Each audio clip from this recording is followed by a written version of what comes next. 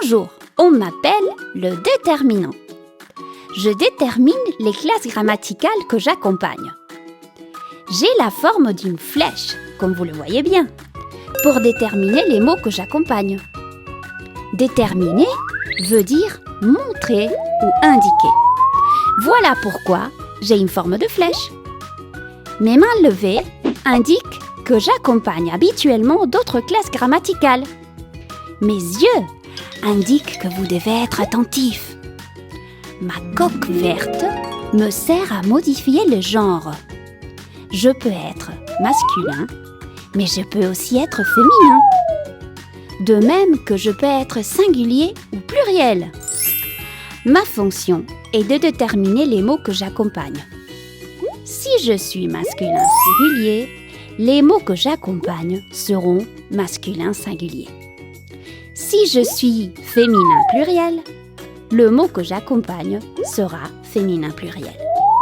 Mes couleurs, vertes, blanches et noires, veulent dire que j'appartiens à la famille des classes grammaticales. Bonjour, je suis le nom commun et je vous présente toutes les classes grammaticales qui font partie de la famille des personnages syntaxe. Et maintenant, mes créateurs vont vous présenter la méthode. La méthode syntaxe est une méthode pédagogique qui est adressée à des enfants entre 6, 7, 10, 11 ans pour apprendre la grammaire de base. Et c'est une excellente question, le nom syntaxe, pourquoi il y a un I latin et pas un Y. Et on a décidé de l'écrire avec un I latin parce que c'est l'erreur habituelle des élèves en difficulté. Ils n'arrivent pas à mettre YN puisque c'est le même son, un. YN que IN, donc on a voulu faire un clin d'œil aux élèves en difficulté, et puis ce qui est magique, c'est que je fais au même temps un clin d'œil à mes origines galiciennes. On a essayé de mettre en place une conception universelle des apprentissages pour inclure des élèves avec et sans difficulté. Et puis elle est fondée sur les principes de la métacognition, et puis l'outil médiateur de Vygotsky et les 4 étapes dont parlaient Léon et Bodrova. J'ai décidé de partir en Suisse parce que j'avais une frustration en tant qu'enseignant en Espagne parce que je voyais pas de solution. Très difficile pour moi et je pense que c'est très difficile pour n'importe quel professeur d'enseigner dans une classe ordinaire avec 30 élèves et puis qui est en plus des élèves en difficulté. Donc j'en avais marre, on va être clair. Et puis j'ai failli même abandonner l'enseignement. Et puis je me suis dit, en parlant avec ma femme, plutôt que d'abandonner, d'aller chercher dans d'autres pays comment on enseigne. Puis on a décidé la Suisse parce que je peux aller en voiture et puis j'ai peur de l'avion. Et les différences étaient claires. La Suisse m'a proposé de continuer à faire des études en enseignement spécialisé. Et là, je dois dire un grand merci à l'équipe de direction de Sainte-Croix qui m'a donné cette possibilité. Et puis, on travaillait différemment.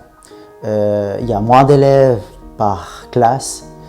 Et puis, j'ai eu un pouvoir pour moi magnifique, c'était celui de pouvoir observer dans les cours pour prendre des notes, pour pouvoir aider les enfants et même les collègues.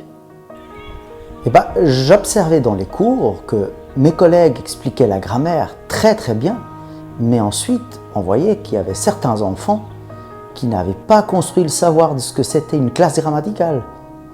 Et donc après on leur demandait c'est quoi un déterminant, ils ne le savaient pas. Et ils ne savaient pas l'expliquer certains enfants. C'est quoi que tu maîtrises le mieux? Les déterminants, mais le verbe, vu que je ne l'ai pas encore vu, je le maîtrise déjà moins. Le déterminant, tu pourrais nous dire des choses déjà sur le déterminant? Oui. Alors, vas-y. Une, c'est pour la fille, et le E, c'est un petit déguisement. Et un, s'il n'y a pas le E, ça veut dire que c'est un garçon. Quand tu as lu la consigne, avant de commencer à faire l'exercice, avant de prendre le crayon, à quoi tu as pensé? À quoi as-tu réfléchi? Est-ce que tu as pensé à quelque chose? Non? T'as juste lu, compris la consigne? J'ai pas compris certains mots. Quel mot? Lis-le. Grammatical. Tu connais des stratégies en grammaire pour réussir? Est-ce que tu mets en place des stratégies? Ou tu connais des stratégies? Pour savoir si c'est... Pas tellement, ok.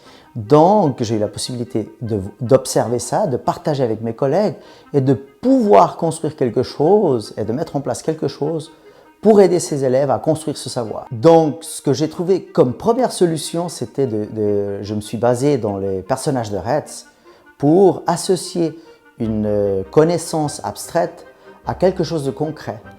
Mais hélas, après quelques essais, j'ai vu qu'il y avait beaucoup de stimuli parasites et les élèves partaient dans la beauté des personnages parce que moi je les ai un peu fait à ma façon, j'ai mis des moustaches, le nom commun masculin et puis ça induisait à l'erreur aux enfants des fois.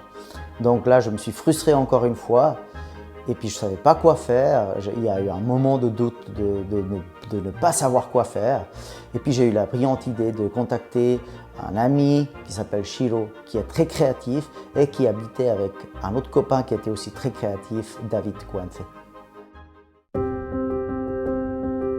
A través de Emilio, que nos contactou fai 3 anos, quixonos plantear estaba bloqueado nun proxecto que levaba a cabo na súa escola, en San Croix.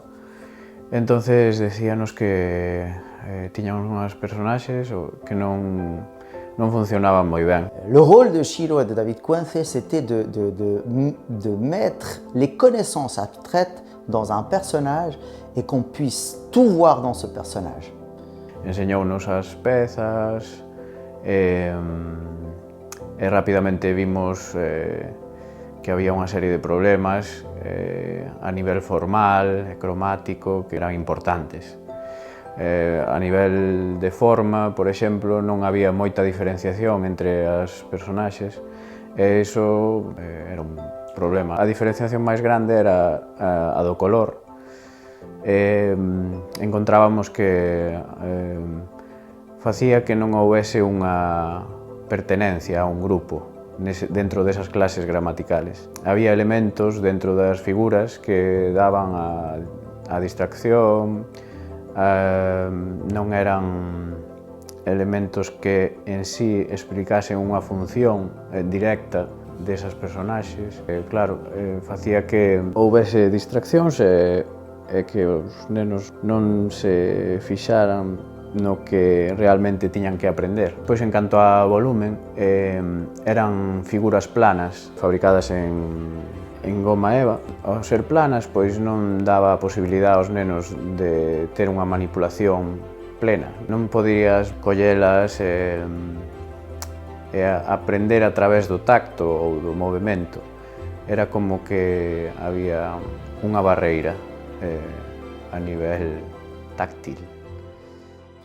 Donc moi, on a fait des heures et des séances sur Skype pour que je puisse leur expliquer ce que c'était les classes grammaticales et qu'ils puissent le représenter visuellement. Bueno, un pouco basándonos nas premisas que nos dou Emilio de traspasar unha imaxe ou un elemento abstracto nunha peza que lle podes enseñar aos nenos e nenas un elemento tan abstracto como a gramática, pois plantexámonos cambiarlle a forma que nas anteriores pezas que tiña Emilio eran un pouco disosorias ou non axudaban moito a comprensión do que queríamos transmitir e decidimos facer pezas un pouco máis xeométricas que son moito máis asimilables para a mente dun neno. Isto axuda a reter os coñecementos moito mellor e, aparte, demoslle un pouco máis de volumen para facer que as pezas fosen moito máis manipulables e moito máis duradeiras. Une fois Shiro et David avancés dans la création et l'évolution des personnages, on a fait les premiers personnages, mais il fallait les mettre en place. C'était pas définitif. Moi, je voulais les mettre en place dans des cours Et là, j'ai eu la collaboration de Frédéric Allen, de Maria Loria, de beaucoup de collègues de Sainte-Croix pour les mettre en place et voir ce qui clochait. Et là, j'ai eu la chance d'avoir le retour de mes collègues et de pouvoir noter tout dans des agendas. Et on a pu encore ajouter d'autres modifications dans ces personnages.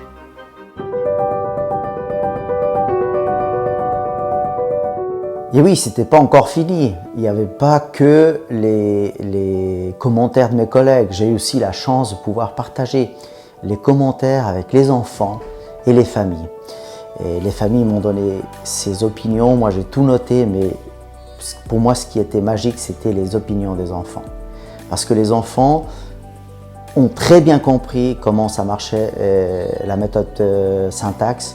Mais après, ils ont apporté des idées incroyables que nous, on n'avait pas pensé.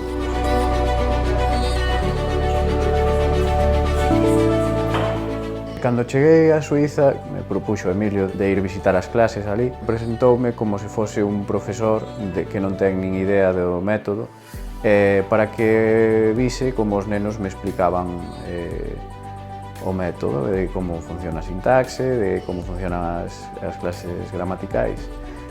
Bueno, enseguida vin o impacto que tuvo nos nenos este método, porque vías claramente que utilizaba unha linguaxe moi propia da gramática.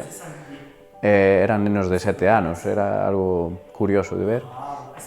É que cando estaban reconocendo as pezas mediante os exercicios, víase como razonaban sobre as pezas e non que era que non utilizaban solamente a memoria para explicar, non? Ou para reconocer esas pezas.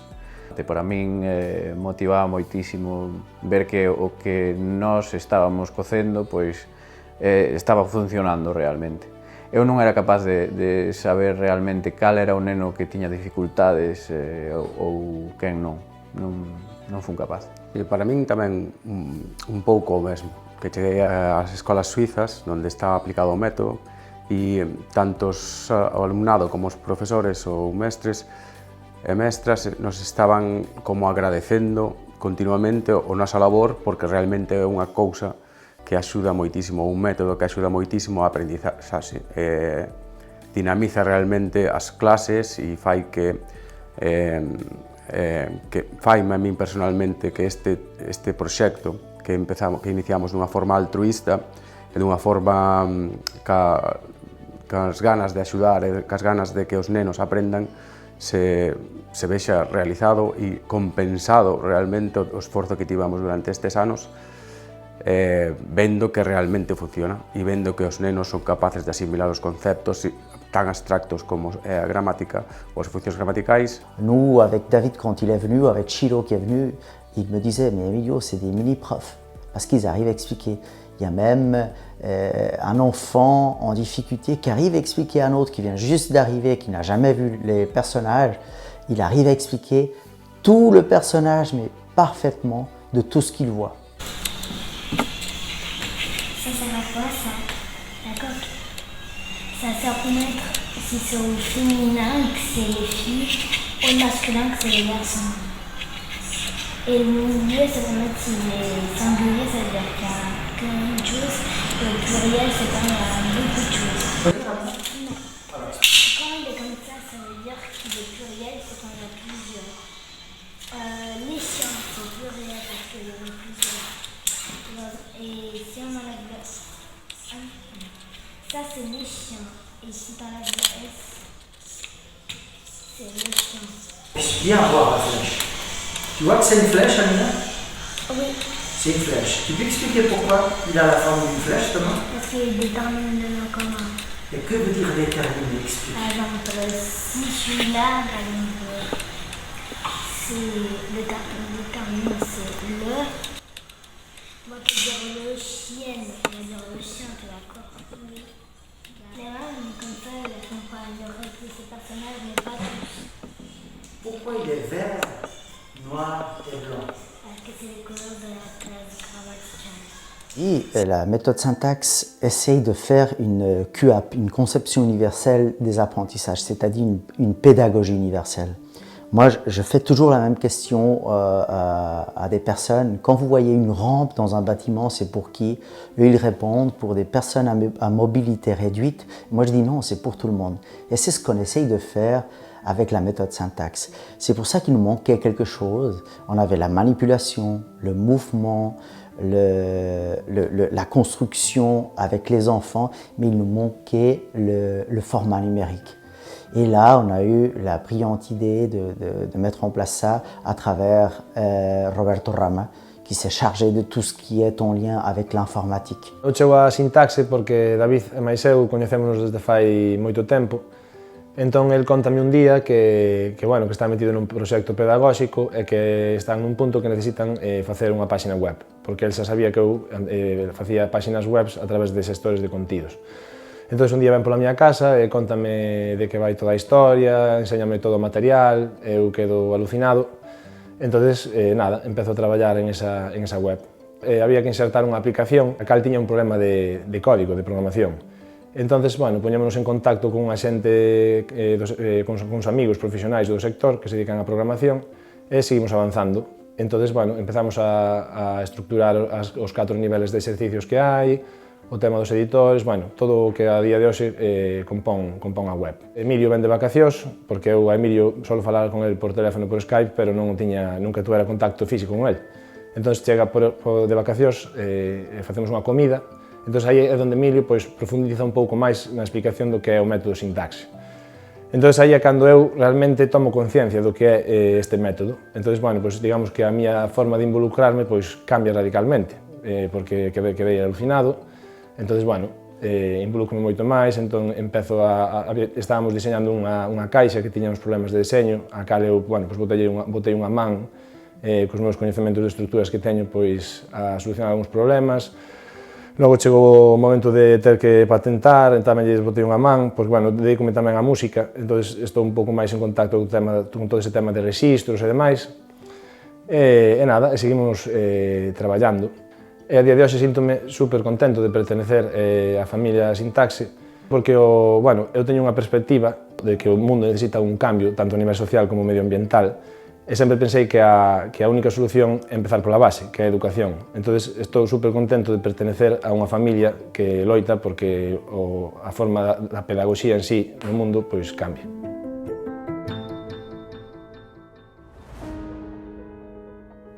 Une fois les enfants arrivent à la 4e étape dont parlaient Léon et Bodrova sur l'autonomie cognitive, on peut le voir à travers le mélange que j'ai fait des entretiens des enfants avant la méthode et les entretiens après, où on observe clairement que les élèves ont acquis cette autonomie cognitive et ils arrivent à expliquer tout ce qu'ils voient ou les classes grammaticales.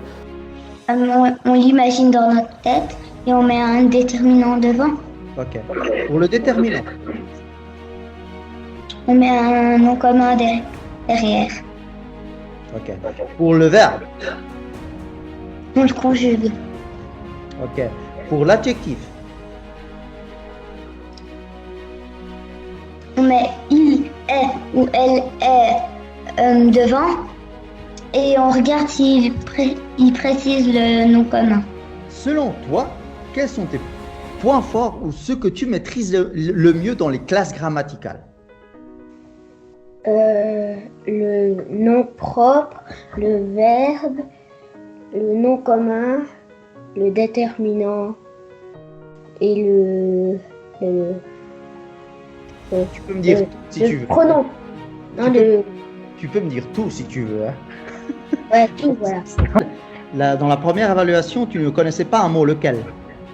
Grammatical, Voilà, classe grammaticale. Qu'est-ce que tu fais avant de commencer à faire la tâche, avant de prendre les stylos? je relis la consigne et je me mets par exemple relier les mots. Et là, je regarde le commun féminin, microbe, déterminant féminin, verbe, déterminant masculin, nom commun masculin. Et après, je lis les mots garçon, Lausanne, chanter et tout. Et après, je fais l'exercice. Il y a aussi des publications dans les médias et puis dans la revue majuscule de la SPV où il y a les témoignages des enfants et puis de mes collègues aussi. On a une partie où on fait la grammaire en mouvement, où une fois les élèves ont bien maîtrisé toutes les classes grammaticales, on sort à l'extérieur ou dans la salle de gym et à travers des phrases, je souligne des mots et eux, ils doivent partir en courant et on fait des épreuves, par exemple, soit à la corde ou diriger une balle entre les cônes ou les piquets. Et ils doivent aller chercher les personnages de la classe grammaticale que j'ai souligné dans la phrase. Donc là, on voit les éclats de rire des enfants parce qu'ils s'amusent. Et puis ce qui est surprenant, c'est quand on ramasse tout et puis je prends les affaires et t'entends les commentaires des enfants qui disent j'imaginais pas que je pouvais m'amuser en apprenant la grammaire. Donc c'est super, quoi. Et moi je dois dire que j'ai beaucoup réfléchi, ça fait 7 ans que je pensais à cette méthode, mais je peux pas être, je sais pas comment remercier Shiro, David et Roberto, parce que moi j'étais arrivé à une impasse où j'arrivais plus à développer, parce que moi je suis pas très créatif, j'ai pas les idées que Shiro et David ont. Et puis ce qui était magique, c'était qu'une fois je leur ai présenté mon souci et que je voulais aider ces enfants en difficulté à les inclure dans les classes ordinaires, eux ils se sont tout de suite dit nous on aimerait participer à ce projet, mais moi j'avais pas d'argent. Mais il n'y a pas besoin d'argent, on adore le projet, on aimerait bien participer. Et c'était juste magique, tous ces rendez-vous qu'on a eus à travers Skype, voir leur passion, nous transmettre leur passion et voir comment ce projet grandissait chaque mois, plus grand et plus grand et plus grand. Para mí, sintaxe é solución. Conexión Universal C'est collaboration, inclusion. e funcional. Revolución. e trascendencia.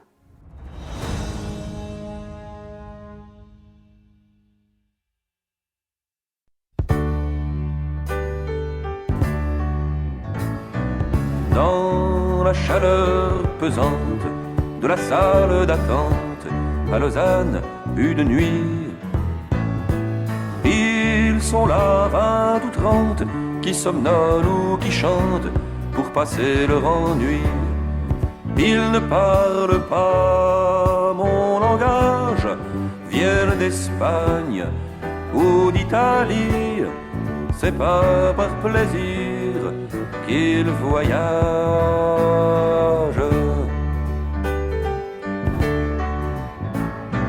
Ils ont dans leur valise un trésor, 3 chemises, un pantalon usé. Dehors, le froid, la bise, racle la pierre grise et le goudron du quai.